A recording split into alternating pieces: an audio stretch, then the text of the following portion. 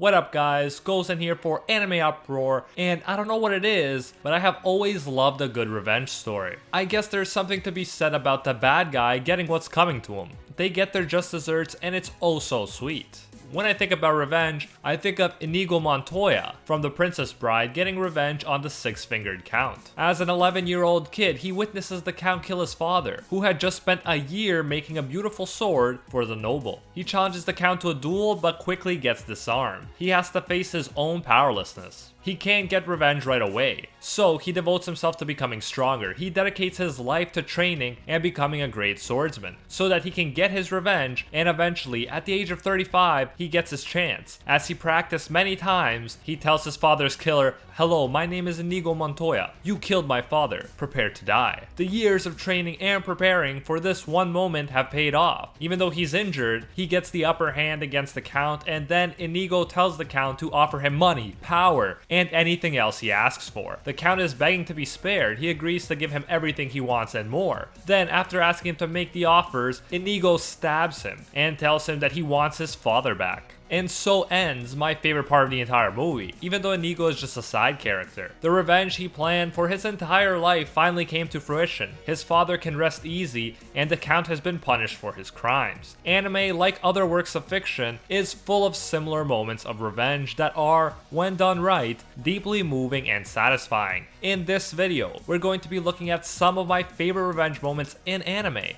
But, as with my best geniuses in anime videos, I'll make more installments if you want to see more. So if we can get 2,000 likes, I'll make a part 2. Make sure to leave some of your favorite revenge moments in the comments, and thank you to everyone who responded on the AnimeUproar Instagram post with suggestions. You brought up some great examples that I completely overlooked, so I now have plenty of material for future installments thanks to you. Also, if you haven't already, make sure to subscribe and ring that notification bell so you get notified when new videos like this one come out. Keep in mind, these videos do include some anime spoilers, and later on in this video, I'll include some manga spoilers, but I'll warn you again before I do. So sit back, relax, and enjoy these sweet moments of revenge. Gankutsuou, the Count of Monte Cristo actually sparked the idea for this whole video series. The Count of Monte Cristo book that inspired the anime was the first non-kid book that I read all the way through. It was over 1,000 pages long and I loved it. To this day, it is still one of my favorite books ever, and I have a master's degree in literature, so that's saying a lot. Even though I read it so long ago, the story stays with me because it's such a great and satisfying revenge story. And even though the anime adds sci-fi elements and vampires, the revenge plot that made the original so good is retained. The story goes as follows. Edmond Dantes was a space sailor and he had a lover named Mercedes. But as is the case with Subaru from Re:Zero, she wasn't actually a car. Things were looking good for our young Edmond. He had humble beginnings, but he was about to marry the woman he loved, and he had just received a nice promotion that would help ensure his family's financial stability. Then he was framed for murder by Danglars and Fernand. Fernand, his best friend, wanted to get with Mercedes, while Danglars hated Edmond's honesty and envied his promotion. Enter a third rotten apple called Villefort. Villefort was involved in a political conspiracy, so he helped imprison Edmond in the Chateau d'If to protect himself. The innocent, good-hearted Edmond spent years enduring mental torture and living in the most subhuman conditions you can imagine without even being allowed to take his own life. Then a demonic vampire-esque being called Gankutsuou entered Edmond's body and helped him escape. After he escapes, of course, he wants revenge on those who ruined his life. When he was arrested, he was a pretty poor, naive, and powerless young man. And he comes back 25 years later as an insanely rich, wise, and powerful count who is ready to execute his revenge. The passage of time, as with Inigo Montoya's revenge, can add weight to any revenge story. Edmond's revenge is more extreme in every way compared to Inigo Montoya's though. He had more to lose when he got arrested. It wasn't just his father, he lost his lover, his job, his freedom, and his entire life. And then, he doesn't just come back as a better fighter, he comes back as a wealthy genius count with vampire powers. He sold his soul to get his revenge. For Edmond, he doesn't just want to kill those who wronged him. As he says, death is just a release from suffering. Rather, he orchestrates elaborate plans so that those who wronged him experience true and lasting suffering. It begins with the money-obsessed Danglars, who has become a baron and a powerful banker since he helped frame Edmond. As I said, death would be too good for his enemies, in the Count's opinion. He needs to destroy them in every way before they die. In the case of Danglars, he escapes his creditors and skips town with 5 trillion francs. FYI, that's a lot of money. So his reputation's shot at this point, but he paid for a solo space flight, and it seems like he at least got away with the money he loves so much. Except the Count of Monte Cristo is on the plane. It seems that it's one of his planes. The Count confronts Danglars. You might think that he'd take his money, but no, that's too simple for the ingenious Count. Edmund actually gives him more wealth. He reveals that there are gold bricks all over the plane. The Count references the tale of King Midas. King Midas wished that everything he touched turned to gold, and he got his wish. But he ended up not being able to eat without turning his food into gold, and he even turned his own daughter into gold by hugging her.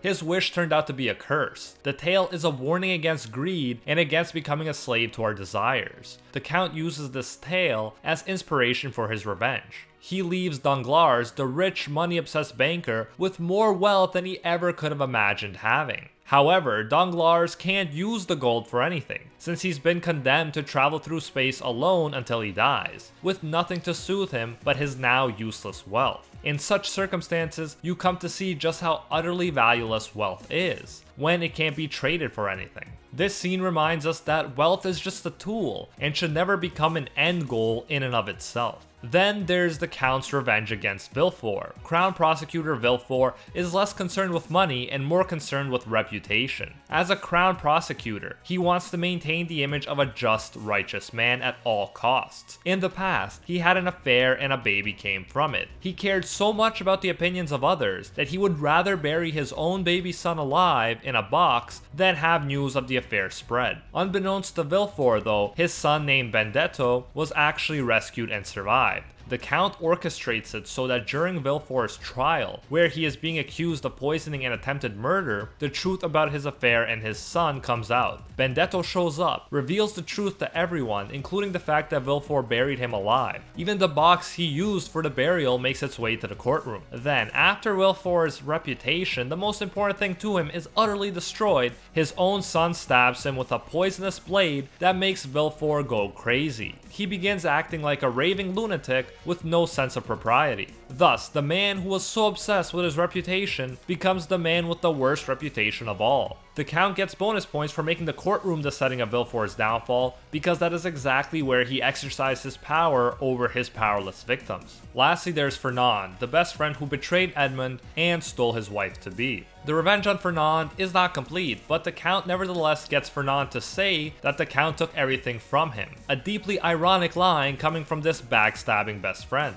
Even if things didn't go exactly as the Count planned, Fernand did have to pay for his past. Fernand was obsessed with being nobler than the nobility and becoming the strongest man in the military. As a general, he stages a coup d'etat, and if he succeeds, he'll get exactly what he wanted. He'll get a lot of power. Thus, when his wife tries to get him to run away with her, he doesn't just refuse, he also shoots her when she tries to leave alone. Then his son shows up and sees what he's done, so he shoots him too. At this point, he may well think he's killed the two most important people in his life, the woman he betrayed Edmund for and his only son. This is why he tells Edmund that he took everything from him. However, both his wife and his son survive. His son even shows up at the final fight between Fernand and the Count. The Count wants to kill Fernand's son Albert, since he is the most important person to Fernand, and that's the best way to make him suffer. However, Gankutsuou leaves Edmund's body, and the Count dies before he can carry out the final revenge. Still though, Fernand decides he needs to atone for his sins, and kills himself before he ever gets a chance to see his dreams for power carried out. So in the end, Fernand lost his position, the woman he loved and betrayed Edmund for, and his life too. I personally prefer the ending of the book, where there's no body controlling vampire and Edmund survives, realizing that there is more to live for beyond revenge. But the anime still included some of the most epic revenge moments ever, even if it did eventually end with the Count dying. You can definitely say that everyone got their just desserts, including the Count himself, who was willing to kill innocent people like Albert in order to perfect his revenge. The Count of Monte Cristo is special because the whole story focuses on revenge rather than revenge being a side thing in the middle of a story about something else. We are given a chance to empathize with the Count's reasons for wanting revenge, and then we get to watch as he takes his time and orchestrates the most fitting punishment for everyone that wronged him. For these reasons, I think that the Count of Monte Cristo will always be the best revenge story for me. But that doesn't mean there aren't deeply satisfying revenge moments in other anime. So without further ado, let's move on and take a look at some more of the best revenge moments that anime has to offer. Next, I want to talk about One Piece. This instance that I'm about to talk about is nowhere near as calculated as the previous one, but it is one of my favorite moments in the entire manga, and for a manga as long as One Piece, that's saying a lot. I still recall how amazing I felt after reading this part. It happens during chapter 502 to be specific if you want to relive the glory for yourself. So let's jump into it. At this point in the manga, a slave auction is going on, and a celestial dragon is acting like a terrible person. Nothing new. If you didn't know, celestial dragons, also called world nobles, are descendants of 19 of the 20 kings who established the world government. They're pretty much untouchable. They can kill people or abuse their powers in any other way and get away with it because of their privileged position. They look down on other people and refer to them as commoners. They actually look down on them so much that they wear astronaut-like helmets over their heads so that they don't breathe in the same air as the common people. Because whole kingdoms can face destruction if they are upset, everyone, even kings and queens of other nations, are expected to bow and conform to the whims of the celestial dragons. They are used to getting whatever they want. They are insanely entitled, and they are just spoiled beyond belief. They have no empathy for others and act without worrying about how they may be hurting or disrespecting them. Needless to say, I hate them so much. Eiichiro Oda, the mangaka, has done an amazing job of constructing an extremely unlikable, spoiled group of people. And what makes it the worst is that they never get punished for their horrible behavior. So, knowing that, let's go back to the slave auction. There is this celestial dragon called Saint Charlos. He is a 22-year-old overweight dude with noble snot coming out of his imperial nose at all times. Anyways, he starts beating one of his slaves for being too slow. He tells his servant to sell him at the auction. Then he says he wants a mermaid, but is told that they are hard to catch. Sanji sees the nobles enter, and he says that if they cross the nobles, they'll send a navy admiral after them.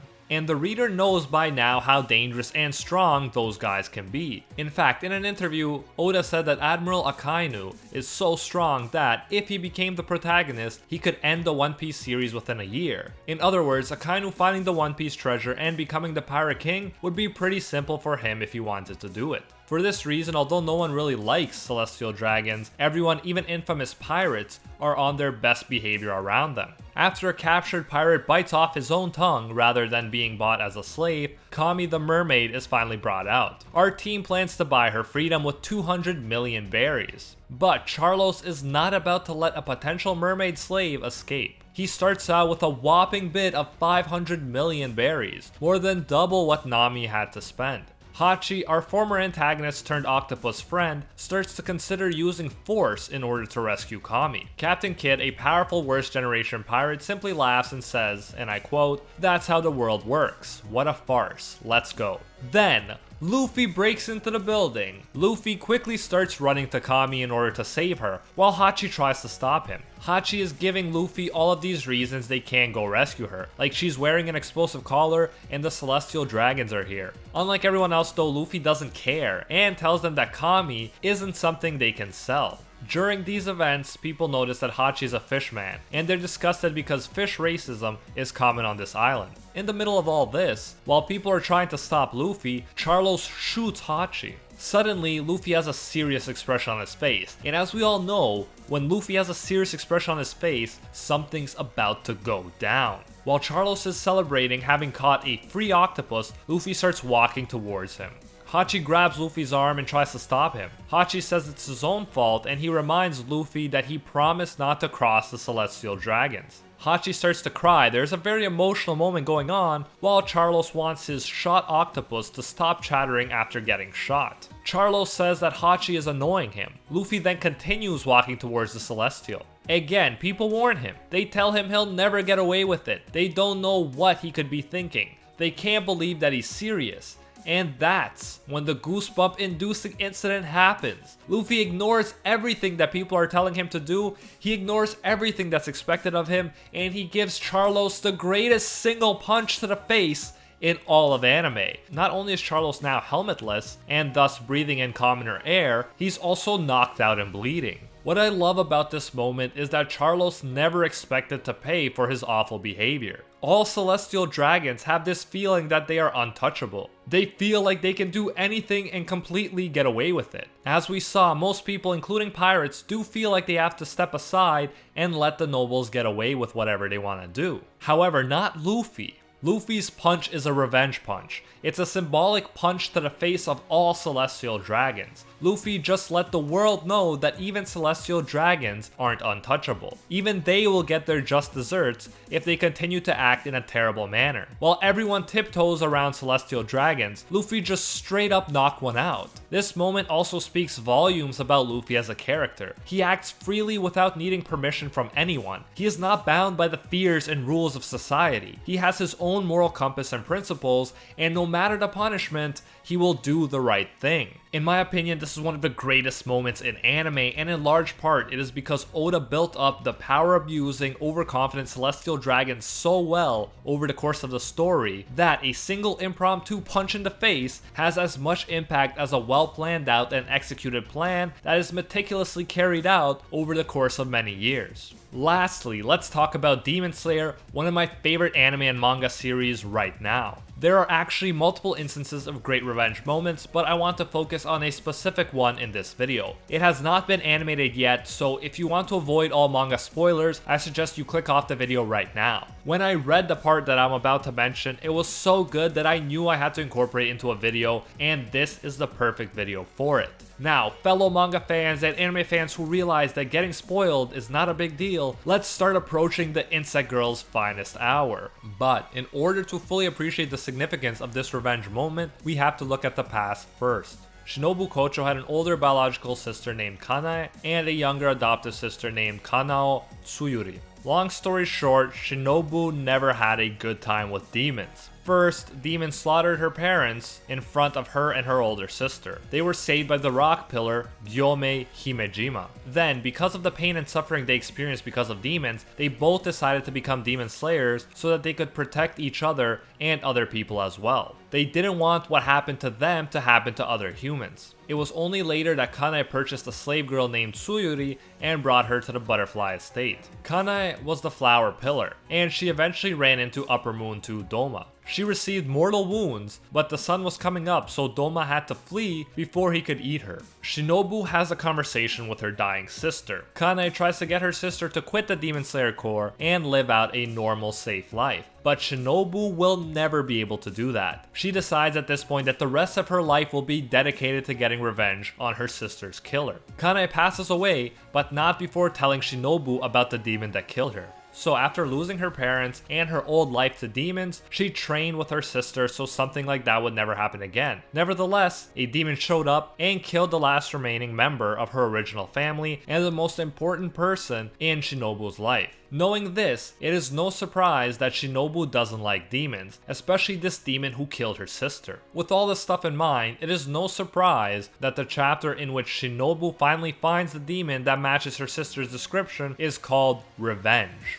No other chapter is called Revenge, which shows that to the mangaka, this is arguably the most important revenge moment in the series so far. Shinobu recognizes Doma as the demon who killed her sister, because he has bloodstains at the top of his head, a carefree smile, and he speaks in a calm and gentle way. As if Shinobu doesn't have enough reason to hate Doma, he also tries to kill a girl that's present while Shinobu tries to save her. It appears like she does save her for a moment, but in truth, Doma's attack was too quick to register right away. And after a second, Doma's cuts appear on the girl's body, and she instantly dies from the wounds. This scene not only serves to give Shinobu more reason to hate him, it also serves to show how strong and fast Doma is and how tough it is going to be to defeat him. Revenge is even more satisfying when the opponent and opponents seem overpowered and untouchable, and Doma is quickly built up as that kind of opponent. In fact, Doma uses ice powers, which, as we learned from Pokemon, are super effective against flower and insect types. My point is, it seems like Shinobu is at a huge disadvantage in every way. The odds seem impossible, especially since Doma seems to be able to decompose her poison. However, we love the underdog, and so we root for Shinobu even more. That is why we are even more devastated when it seems like Shinobu is about to lose, but her sister's spirit appears before her. She tells her to pull herself together. Shinobu makes excuses saying she's lost so much blood, she punctured her left lung, and she can't breathe. But her sister's spirit says, and I quote, "That doesn't matter. Stand up, insect Hashira Shinobu Kocho. Once you decide to defeat a demon, defeat it. Once you decide to win, then win. Win whatever the cost. You made that promise with Kano and me, didn't you? Shinobu, you can do this, so do your best." End quote. Then, Shinobu gets a second win and stands up, even though most humans would be dead after taking so much damage. The hype at this point is real. There's hope that she'll maybe pull it off somehow. After all, Kana said she could do it. Shinobu believes that if she can get her poison blade into the Upper Moon's neck, she can kill him, and perhaps save hundreds of people from going through what she went through. She puts her all into one final attempt and she succeeds in getting her sword into Doma's neck. Then Shinobu admits to herself that she is angry at demons because they killed her parents, her older sister, and all of her Tsuguko aka pillar successors except Kanao. But all that anger seems to be for nothing because the poison attack didn't seem to work. Surprisingly, Doma cries. He hugs Shinobu and calls her so admirable. He says she tried so hard, even though she's such a weak girl. This is probably the worst way to anger Shinobu even further. She's getting pity from the demon she hates more than anyone in the world. He goes on to insult her further. He says she is not as talented as her sister, that she's stupid enough to keep trying. He decides that she is worth eating. He asks her if she has any last words, and she tells him to go to hell. Kanao comes into the room, but she doesn't end up saving Shinobu since Doma absorbs her into his body quickly. To be honest, I couldn't believe she was gone when I first read this part. I had to go back and reread the pages to make sure. It really happened. After all that lead up, Doma succeeded in killing the entire Kocho family. All that's left is the adopted Kanao. We have to wait over 10 chapters to get back to Kanao versus Doma. For over 10 chapters, we have to swallow the fact that Doma just swallowed Shinobu and her dreams of revenge along with her. Or at least, that's what the mangaka wants us to think. However, she only does this so that the impact of the revenge will be all the more powerful. The emotional roller coaster keeps going. When we get back to the fight, Kanao calls out Doma for not being able to feel anything. She psychoanalyzes him and figures out that he's pretending to be happy to cover up the truth, that he can't actually feel a thing. If Doma has any insecurities, it is around his lack of emotions, and so he stops smiling. He looks serious and he tells Kanao that he's never come across a bully like her who says such cruel things. She wiped the smile off his face. So the psychological victory is there. Now she needs to beat him physically to make the revenge complete, which is easier said than done. She fights him and it seems like she's about to lose before Inosuke shows up and saves her. Now, as if the stakes weren't big before, the mangaka adds another twist. Doma is also the demon who killed Inosuke's mother. You see, Inosuke's mother was from an abusive household, and she entered into his cult in order to escape from the abuse. However, she found out that Doma was eating his followers and tried to escape with her baby Inosuke. But Doma caught up and she had to throw Inosuke into a river. Doma killed Inosuke's mother, but Inosuke escaped and survived, Jungle Book style. So now we have two characters with insanely good reasons to want to kill this overpowered demon. Then they fight some more, but the two are just no match for Doma. Just as it seems like he's going to leave, his face begins to break down. You see, this was all part of Shinobu's revenge, including the part where she gets eaten. She had told her sister that she would get eaten well in advance of the actual battle. She was always prepared to sacrifice herself to get her revenge, and often a revenge is even better the bigger the sacrifice. And your own life is one of the biggest sacrifices you can make. Shinobu used the fact that Doma has an obsession with eating women when planning out her strategy. She knew that he'd eat a female pillar like her, and so she became more poisonous than her blade could ever be by consuming high concentrations of wisteria flower poison. Her whole body was filled with the poison all the way down to the tips of her fingernails. It took her over a year of continually taking in wisteria poison to achieve this state. She needed patience to carry this plan out, and she risked her life by consuming the poison, since no one had ever attempted it before and the side effects were unknown. But it was worth the risk, since compared to her sword, which can deliver 50 milligrams of poison in one blow, her body could deliver 37 kilograms, which is 70 times the lethal amount. And in order to increase the probability of revenge, Shinobu did something she never thought she would do in a million years. She worked with demons, namely Tamayo, on poison research, even though she hated demons so much, in order to make sure that Doma is as weakened by her as possible. She sacrificed her life and pride by working with the demons she hated so much in order to carry out this revenge plan. Now it's up to Kanao and Inosuke to take advantage of her complete sacrifice. Kanao uses flower-breathing final form, Vermilion Eye, which raises dynamic vision to the utmost and makes surrounding movement look dull and slow. The pressure that the technique puts on the eyes causes them to bleed and stains them red. Even if it means sacrificing her vision, she is willing to use it to get close to Doma, and she succeeds. She manages to get her sword to his neck, but one of Doma's moves starts freezing her body, so that her arm has less and less power behind it. Then, Inosuke, who has been captured by an Ice Buddha-esque statue, throws his blades at Doma's neck, and they help push Kanao's blade through. Doma's head is cut off. He's finally been defeated, and both of the people he's wronged played a crucial part in executing Shinobu's revenge plan. If that isn't one of the best revenge moments in anime, then I don't know what is. It had everything. It had great reasons for revenge. It had time and planning. It had immense sacrifice. It had an overpowered, near invincible target, and it had a double revenge decapitation. There's arguably no more satisfying moment in Demon Slayer than this perfectly calculated moment of revenge. Doma lost to the very woman he insulted because she was too weak to even cut off anyone's head. And as a cherry on top of the cake, as Doma is passing to the afterlife, Shinobu's spirit appears. She holds up his head and says, and I quote, "Now I too can rest in peace." End quote. Despite the fact that Doma seems to fall in love with Shinobu rather than repent, this is still one of the best revenge moments I've seen in a while, and if you have any better revenge moments, be sure to leave them in the comments for the next installment. And that is it for today's video. I hope you enjoyed these revenge moments. I know I definitely did. Remember, I'll make a part 2 if we can get 2,000 likes on this video. So like and share this with someone who enjoys a good revenge story. If you haven't, be sure to subscribe and ring that notification bell so you get notified when new videos drop. If that ain't enough anime greatness, follow us on Instagram and Twitter for daily posts, conversations, and updates. A big thank you goes out to our patrons over on Patreon who help make videos like this one possible. I especially want to thank our Pro Hero tier patrons,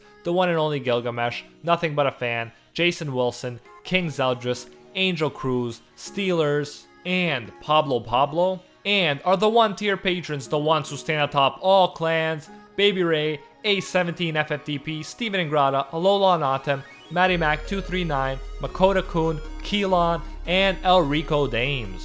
And the patrons who transcend greatness itself, Reagan Harrison and Lord Nuxanor, the chosen few who have been acknowledged by Lord Twigo himself. If you enjoy our work, you can support more of it by going over to patreon.com/AnimeUproar and becoming a patron today for as little as $1. If you do so, you'll get your name featured in future videos alongside these amazing people right here, and you'll even get access to our private patron-only Discord, so check out patreon.com/AnimeUproar, link in the description if you're interested. And until next time, see you, Space Cowboy.